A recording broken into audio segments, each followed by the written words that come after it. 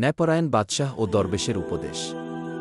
প্রাচীনকালে এক ন্যায়পরায়ণ বাদশাহ ছিলেন যিনি আল্লাহকে ভয় করতেন এবং ন্যায়ের পথে রাজ্য শাসন করতেন। কিন্তু একসময় তিনি ধন সম্পদের প্রতি আসক্ত হয়ে পড়লেন এবং দুনিয়াবি বিলাসিতায় মত্ত হলেন। একদিন এক দরবেশ তার দরবারে এলেন এবং বললেন, হে বাদশাহ, আমি আপনাকে একটি গুরুত্বপূর্ণ বার্তা দিতে এসেছি। বাদশাহ কৌতূহলী হয়ে বললেন, বলুন, কি বার্তা? দরবেশ একটি কাচের পাত্র বের করলেন যার মধ্যে কিছু পানি ছিল। তিনি বললেন, হে বাদশাহ, আপনি কি এই পাত্রটি দেখতে পাচ্ছেন? বাদশাহ বললেন, হ্যাঁ, এতে কিছু পানি আছে। দরবেশ বললেন, এটা আমাদের দুনিয়া।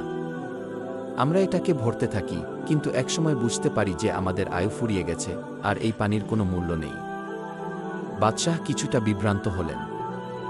দরবেশ তখন আরও বললেন, রাজা, যদি কেউ আপনাকে অনন্ত জীবনের বিনিময়ে আপনার রাজত্বের সব কিছু নিতে চায়, আপনি কি রাজি হবেন? বাদশাহ বললেন, অবশ্যই না। অনন্ত জীবন যদি পাওয়া যেত তবে আমি রাজত্ব তো কি সব কিছু দিয়ে দিতাম। দরবেশ তখন হেসে বললেন, তাহলে আপনি এমন কিছুর জন্য এত দৌড়াচ্ছেন যা একদিন আপনাকে ছেড়ে চলে যাবে। বরং এমন কিছুর জন্য প্রস্তুতি নিন যা চিরস্থায়ী। বাদশাহ গভীরভাবে চিন্তা করলেন।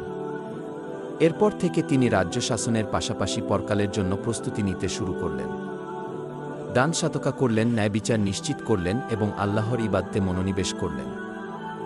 শিক্ষা: দুনিয়ার ধন সম্পদ চিরস্থায়ী নয়, তাই কেবলমাত্র দুনিয়াকে ভালোবাসলে ক্ষতি হবে।